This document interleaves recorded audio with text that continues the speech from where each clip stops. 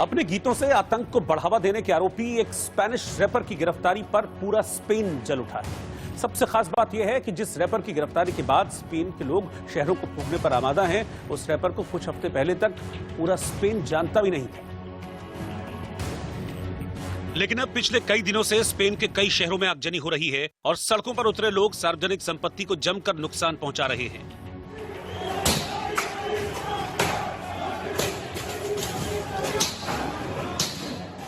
लोगों का यह गुस्सा रैपर पाब्लो हेजल की गिरफ्तारी के बाद फूट पड़ा और हजारों की संख्या में सड़क पर उतरकर लोग उग्र प्रदर्शन करने लगे।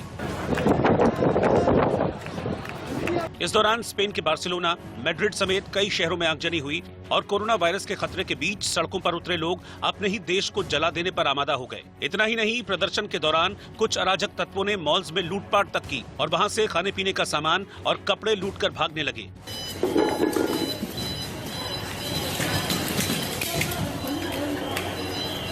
हालांकि पुलिस ने प्रदर्शनकारियों को समझाने की बहुत कोशिश की, लेकिन प्रदर्शनकारियों ने अपना बैनर पुलिस की गाड़ी पर ही लपेटने की कोशिश की और भाग खड़े हुए। जब प्रदर्शनकारी नहीं माने तो पुलिस वालों ने उन्हें खदेड़ने के लिए एक एक को पकड़कर पीटना शुरू किया। दरअसल रैपर पाब्लो हेजल पर आरोप है कि वो अपने गीतों में आतंकवाद का समर्थन और आतंकवाद को ग्लोरीफाई करता है। स्पेन में रैपर को कई लोग गुंडा और आतंकवादी तक कहते हैं। पाब्लो हेजल ने अपने ट्वीट और गानों के जरिए पूर्व राजा जुआन कार्लोस प्रथम की आलोचना की थी और राजा को माफिया बताया था। लिहाजा अपने गानों के जरिए आतंकवाद को हवा देने के आरोप के बाद रैपर पाब्लो हेजल को गिरफ्तार किया गया था और स्पेन की एक अदालत ने तमाम सुनवाई और सबूतों के बाद पाब्लो हेजल को 9 महीने जेल की सजा सुनाई है। इससे पहले भी रैपर पाब्लो हेजल पर कई बार लोगों से मारपीट करने और कानून तोड़ने के आरोप लगे हैं, लेकिन इस बार पाब्लो को जेल की सजा होते ही स्पेन जल उठा। इस दौरान प्रदर्शनकारियों का कहना है कि रैपर पाब्लो हेजल वामपंथी क्रांतिकारी हैं और उनकी गिरफ्तारी गलत तरह से हुई है, इसीलिए वो स्पेनिश कानून को नहीं मानते। लिहाजा ऐसे कानून को रद्द कर देना चाहिए जो खुलकर बोलने की आजादी न देता हो। स्पेन के प्रधानमंत्री पेड्रो सांचेस ने कहा कि हिंसा लोकतंत्र पर हमला है, जबकि सत्ताधारी पार्टी की सहयोगी पार्टी लेफ्ट यूनाइटेड ने प्रदर्शनकारियों के हिंसक रवैये का समर्थन किया है और रैपर पाब्लो हेजल को सभी आरोपों से बरी करने की मांग की है।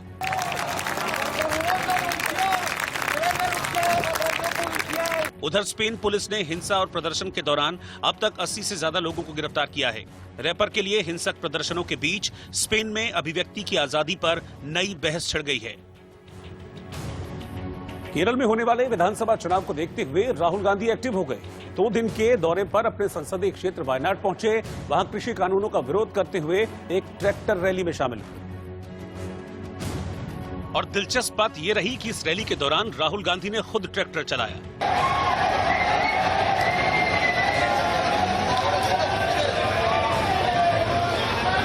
ये पहला मौका नहीं है जब राहुल ट्रैक्टर की ड्राइविंग सीट पर बैठे हों। इससे पहले पंजाब और राजस्थान में भी राहुल गांधी ट्रैक्टर चला चुके हैं। वायनाड में उनकी ट्रैक्टर रैली में बड़ी तादाद में लोग जुटे और ट्रैक्टर के पीछे अच्छी खासी भीड़ नजर आई। राहुल बड़े आराम से ट्रैक्टर चलाते हुए और समर्थकों का अभिवादन स्वीकार करते हुए देखे गए। बेशक थोड़ी मुश्किल सुरक्षा कर्मियों और पार्टी कार्यकर्ताओं को उठानी पड़ी, जो ट्रैक्टर के साथ दौड़ते नजर आए। इससे पहले राहुल कालीपेटा के कॉन्वेंट स्कूल पहुंचे, जहां उन्होंने महात्मा गांधी की प्रतिमा का अनावरण किया। इस दौरान भी राहुल गांधी स्कूल के छात्रों से घुल मिल गए और उनसे बातचीत की। लोगों को संबोधित करते हुए यहां राहुल गांधी ने मोदी सरकार पर तीखा हमला बोला। When Narendra Modi became Prime Minister, in the Parliament House, in front of all of us, he ridiculed Manrega.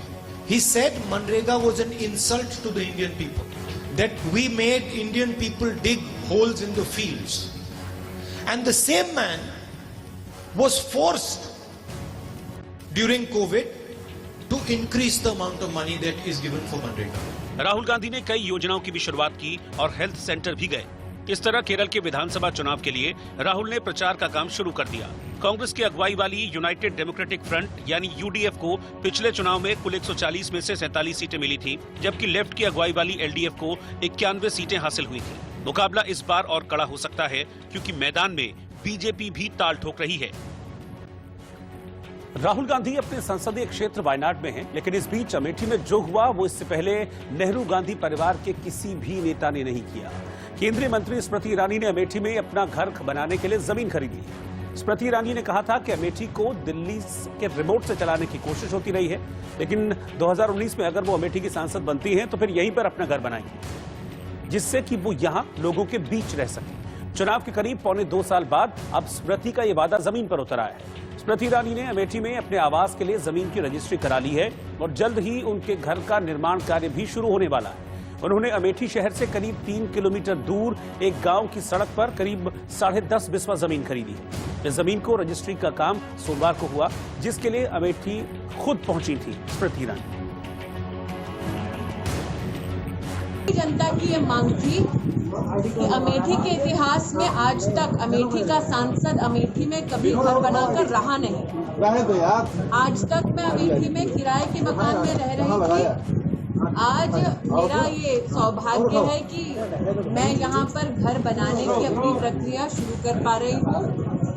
अब तक मेरे संसदीय कार्यकाल का 2 वर्ष भी पूरा नहीं हुआ, तब भी इन 1.5 वर्षों के अंतराल में मैं ये दिए हुए वचनों को पूरा कर पाई हूँ, इसलिए प्रभु की मुझ पर असीम कृपा रही। उधर वायनाड में राहुल गांधी ने ट्रैक्टर चलाया तो पटना में तेजस्वी यादव भी विधानसभा ट्रैक्टर चलाकर पहुंच गए। किसानों के साथ एकजुटता दिखाते हुए बिहार के नेता प्रतिपक्ष और राष्ट्रीय जनता दल के नेता तेजस्वी यादव ट्रैक्टर से विधानसभा पहुंचे। उनके साथ कुछ और लोग भी ट्रैक्टर पर सवार थे। हालांकि विधानसभा के सुरक्षा कर्मियों ने उन्हें रोक दिया और ट्रैक्टर को विधानसभा परिसर में प्रवेश नहीं करने दिया। लेकिन तेजस्वी यादव ने कृषि कानूनों पर अपना विरोध जाहिर किया। इस दौरान उन्होंने कहा कि सरकार किसानों की नहीं सुन रही है।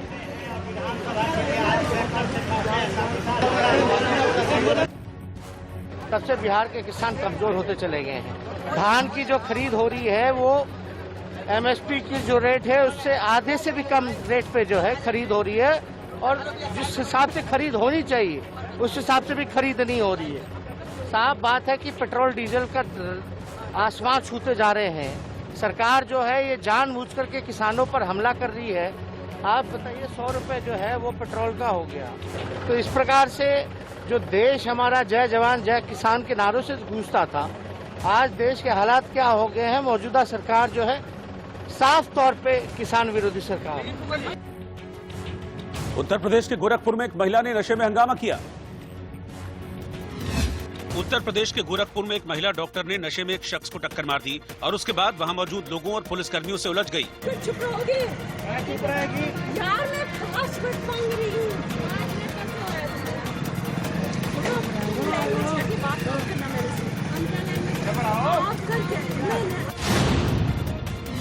राजस्थान के बाड़मेर में एसपी के ड्राइवर की रिवॉल्वर से फायरिंग करने का वीडियो वायरल हो गया।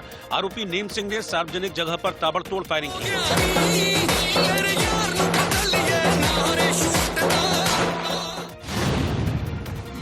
दिल्ली हाईकोर्ट ने बीजेपी सांसद सुब्रमण्यम स्वामी की याचिका पर सोनिया गांधी और राहुल गांधी से 12 अप्रैल तक जवाब मांगा है। स्वामी ने नेशनल हेराल्ड मामले में निचली अदालत के फैसले को दिल्ली हाईकोर्ट में चुनौती दी है। राजस्थान के सीकर में पूर्व सांसद मदन लाल सैनी के भतीजे हनुमान सैनी ने परिवार समेत फांसी लगाकर जान दे दी। इस घटना में 4 लोगों की मौत हो गई है। मुंबई में दादर और नागर हवेली के सांसद मोहन डेलकर ने खुदकुशी कर ली। मुंबई के होटल सी ग्रीन मरीन में उनकी लाश मिली, जहां एक सुसाइड नोट भी मिला है। उत्तर प्रदेश के बजट में रामनगरी अयोध्या के लिए सरकार ने अपनी झोली खोल दी। वित्त मंत्री सुरेश खन्ना ने आज करीब 5.5 लाख करोड़ का बजट पेश किया, जिसे यूपी के इतिहास में अब तक का सबसे बड़ा बजट बताया जा रहा है। इस बार बजट में योगी सरकार ने युवा, किसान, महिला और विकास जैसे मुद्दों का खास ख्याल रखा है, लेकिन इस बजट में अयोध्या के विकास पर सबसे ज्यादा फोकस रहा है। रामनगरी अयोध्या के विकास के लिए 641 करोड़ रुपए का बजट रखा गया है। अयोध्या एयरपोर्ट के लिए 101 करोड़ की राशि तय की गई है। साथ ही अयोध्या एयरपोर्ट का नाम भी मर्यादा पुरुषोत्तम राम के नाम पर किए जाने का ऐलान किया गया, जिसके बाद सदन में जय श्री राम के नारे लगने लगे। श्री राम जन्मभूमि मंदिर अयोध्या धाम तक पहुंच मार्ग के निर्माण के लिए 300 करोड़ रुपए का आवंटन किया गया है। इसके अलावा अयोध्या में पर्यटन सुविधाओं के विकास के लिए करीब 100 करोड़ का प्रावधान किया गया है। अयोध्या दुनिया के अंदर एक नए टूरिस्ट स्पॉट के रूप में डेवलप हुआ है। जो फुटफॉल है अयोध्या का, अगर आप देखेंगे, अद्भुत है और बहुत उसको देख करके वास्तव में यानी अकल्पनीय है। प्रदेश सरकार ने निर्णय लिया है इस फील्ड का बेहतर उपयोग करने के लिए। हमें हमारे पास व्यापक संभावनाएं इस फील्ड की, और खासतौर पर इस जो रिलीजियस जो हमारे पास टूरिस्ट है या श्रद्धालु है, उसके लिए अयोध्या है, वह काशी है, प्रयागराज है, चित्रकूट है, निमिष है, विंध्यवासिनी धाम है, देवीपाटन धाम है, सुख तीर्थ है, इन सभी के समग्र विकास के साथ, यानी यहाँ पे जनता को बुनियादी सुविधाएं मिल सकें और यहाँ पे आस्था का भी सम्मान हो सके, इसके विकास की एक कार्य योजना तो हमने ली ही है। मुख्यमंत्री पर्यटन संवर्धन योजना के अंतर्गत भी हमने पर्याप्त धनराशि की व्यवस्था की है कि प्रदेश के अंदर इको टूरिज्म की जो संभावनाएं, हेरिटेज टूरिज्म के लिए जितनी संभावनाएं हैं, इन सभी को हम आगे बढ़ा सकें। चाहे वह आपने देखा होगा एक दीपोत्सव के कार्यक्रम ने या एक रंगोत्सव के कार्यक्रम ने बरसाना और वृंदावन को किस रूप में एक नई ऊंचाइयों तक पहुंचाया है। देव दीपावली ने काशी के देव दीपावली को कैसे दुनिया के अंदर एक नए इवेंट के रूप में प्रस्तुत किया है, ये सारी चीजें हम इसके साथ जोड़ने जा रहे हैं। यूपी नेपाल बॉर्डर के इलाकों में सस्ता डीजल और पेट्रोल हासिल करने का जो रास्ता लोगों ने निकाला है, उसे अब आप देखेंगे, जानेंगे तो चौंक जाएंगे। यूपी के महाराजगंज में नेपाल से डीजल और पेट्रोल की तस्करी जमकर हो रही है, क्योंकि नेपाल में भारत की तुलना में डीजल और पेट्रोल की कीमत करीब 20 रुपए प्रति लीटर कम है और बॉर्डर से नेपाल आना जाना आसान भी है। लिहाजा इधर की गाड़ियां मजे में उधर चली जाती हैं। जब जाती हैं तो गाड़ी का टैंकर लगभग खाली होता है, लेकिन जब वापस आती हैं तो नेपाल से डीजल या पेट्रोल फुल करवा कर लौटती हैं। हालांकि कोरोना काल में दूसरी गाड़ियों को सीमा पार जाने की इजाजत नहीं है, लेकिन ट्रकों की आवाजाही जारी है और इसके साथ डीजल पेट्रोल की तस्करी भी जमकर हो रही है। ऐसा इसलिए है क्योंकि नेपाल में डीजल और पेट्रोल के दाम भारत के मुकाबले 20 रुपए लीटर कम है। मार्बल लेके यहाँ नेपाल आते हैं तो डीजल भी यहीं से लेके जाते हैं। अच्छा, तो कितना फर्क पड़ता है? राजस्थान में हमें 30 रुपए का अंतर आता है। दिलचस्प बात यह है कि एक समझौते के तहत भारत ही नेपाल को आयात किया हुआ डीजल पेट्रोल खरीद मूल्य पर उपलब्ध कराता है। नेपाल से सिर्फ रिफाइनरी शुल्क लिया जाता है। इस तरह नेपाल में तेल की कीमत भारतीय रुपए में कम पड़ती है और इसका फायदा बॉर्डर इलाकों के तस्कर उठा रहे हैं। बाइक पर या किसी और तरीके से डीजल पेट्रोल सीमा के इस पार लाया जा रहा है और बेचा जा रहा है। नेपाल से लाते हैं साहब, हमको सस्ता मिलता है। जो भी हम अपने यूज के लिए लाते हैं, अपना ट्रैक्टर चलाते हैं, पानी चलाते हैं, खेत बोते हैं, इसके लिए किसानी के लिए लाते हैं। मुश्किल इस इलाके के पेट्रोल पंप मालिकों के लिए है जिन्हें ग्राहकों का टोटा पड़ा है। अंदाजा है कि इन दिनों करीब 60% ग्राहक कम हो गए हैं क्योंकि काम नेपाल से लाए गए डीजल पेट्रोल से चल रहा है। 23 रुपए के करीब नेपाल में पेट्रोलियम पदार्थ भारतीय मुद्रा में यहाँ से सस्ता है, जबकि ये सारी पेट्रोलियम पदार्थ भारत सरकार ही नेपाल को देती है। बावजूद इसके इतना बड़ा अंतर होने के कारण इस व्यवसाय पर बहुत ही प्रतिकूल असर पड़ रहा है। नेपाल में डीजल पेट्रोल सस्ता है, 20 रुपए का अंतर है। लोग वहाँ पे जा रहे हैं, तस्करी भी कर रहे हैं, गाड़ियाँ जा रही हैं, इंडिया की गाड़ी जा रही है, नेपाल में तेल भड़ाक ला रही हैं। तो हम लोग का फर्क पड़ा ही है, 50% फर्क पड़ा है। और चूंकि लोग ड्रम में भी तेल लाते हैं, गैलन में तेल लाते हैं, तो फर्क पड़ना ही पड़ना है। यूपी के महाराजगंज में करीब 80 किलोमीटर की सीमा नेपाल से मिलती है, यानी इस इलाके में तस्करी को रोकना आसान नहीं है। फिर भी शिकायत मिलने के बाद पुलिस सक्रिय हो गई है। एक जगह छापेमारी कर 800 लीटर डीजल पेट्रोल जब्त किया गया। मीडिया के और कुछ लोगों द्वारा संज्ञान में लाई गई हैं और मैंने इसमें एसएसबी के लोगों से भी बात की है और इसको प्रत्येक दिशा में प्रभावी ढंग से रोका जाएगा। उस प्रकार की चीज की अनुमति नहीं दी जाएगी। लेकिन तय बात है कि पुलिस के लिए इस तस्करी पर लगाम लगाना टेढ़ी खीर साबित होगा। कांग्रेस की दक्षिण भारत की इकलौती सरकार भी आज गिर गई। पुडुचेरी में विधानसभा में बहुमत साबित नहीं कर पाने के कारण कांग्रेस की वी नारायणसामी की सरकार को जाना पड़ा। पुडुचेरी के उपराज्यपाल के आदेश पर सोमवार को वी नारायणसामी को सदन में बहुमत साबित करना था। इस दौरान मुख्यमंत्री ने अपने भाषण में केंद्र सरकार पर हमला बोला, लेकिन वोटिंग से पहले ही कांग्रेस और डीएमके के विधायकों ने सदन से वॉकआउट कर दिया, जिसके बाद स्पीकर ने ऐलान कर दिया कि सरकार बहुमत साबित करने में नाकाम रही है। कांग्रेस के विधायकों के लगातार इस्तीफा देने के बाद से नारायणसामी की सरकार पर खतरा मंडरा रहा था। पहले ही ये माना जा रहा था कि 33 सदस्यीय विधानसभा में नारायणसामी सरकार के लिए बहुमत साबित कर पाना बड़ा मुश्किल होगा। पुडुचेरी की सरकार जाने के बाद अब सिर्फ पंजाब, राजस्थान और छत्तीसगढ़ की ही कांग्रेस के अपने दम पर सरकार रह गई है। महाराष्ट्र और छत्तीसगढ़ में कांग्रेस सहयोगी पार्टियों के साथ सरकार में है।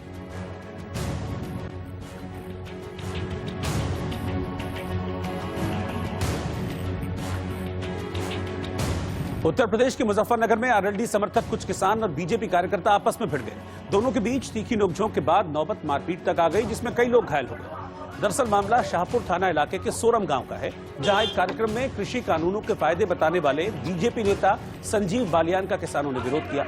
इतना ही नहीं, संजीव बालियान और बीजेपी के खिलाफ जमकर नारेबाजी की गई, जिसके बाद आरोप है कि संजीव बालियान के समर्थकों ने विरोध करने वालों से मारपीट की, जिससे नाराज ग्रामीणों ने शाहपुर थाने का घेराव किया और मारपीट करने वालों की गिरफ्तारी की मांग की।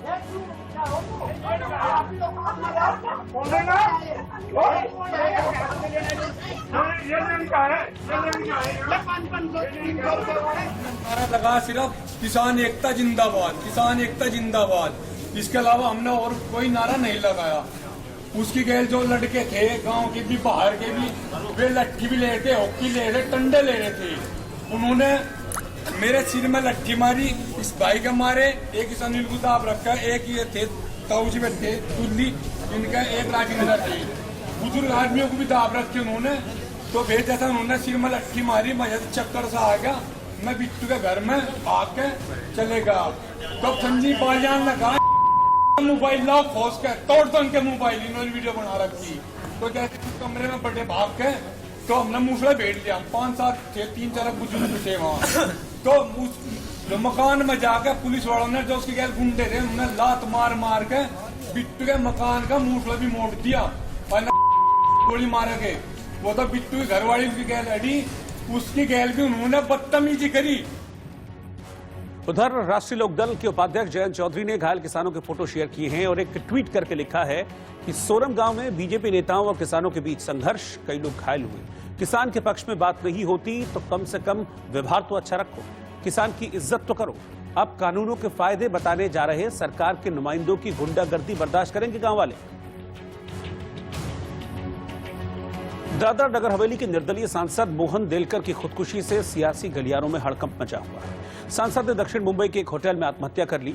पुलिस को घटनास्थल से एक सुसाइड नोट मिला है जो गुजराती में लिखा गया है, लेकिन अभी तक आत्महत्या के पीछे की वजह साफ नहीं हो पाई है। 58 साल के मोहन देलकर 7 बार सांसद रहे।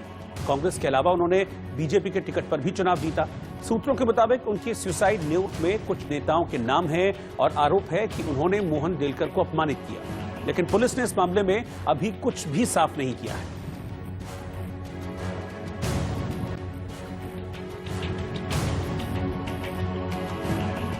हैदराबाद में कांग्रेस ने किसान पंचायत कर केंद्र के खिलाफ प्रदर्शन किया।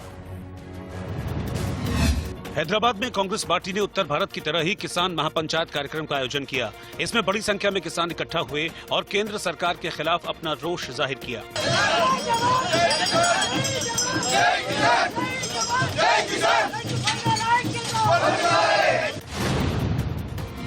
उत्तराखंड के हरिद्वार में कांग्रेस कार्यकर्ताओं ने महंगाई के खिलाफ जोरदार प्रदर्शन किया।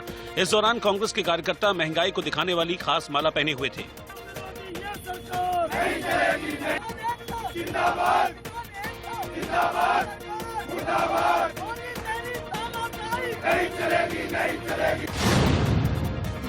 तेलंगाना में मेडचल मलकाजगिरी जिले में तेज रफ्तार का कहर देखने को मिला। यहां एक तेज रफ्तार बाइक ओवरटेक करने के दौरान पलट गई, जिसमें 2 लोग घायल हो गए।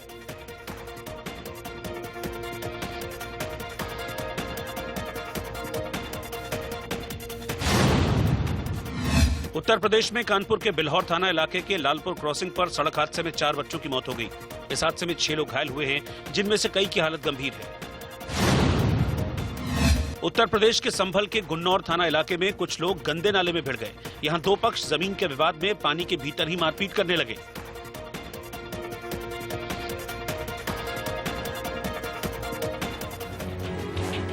जम्मू कश्मीर में सुरक्षा बलों ने एक बड़ी आतंकी साजिश को नाकाम कर दिया।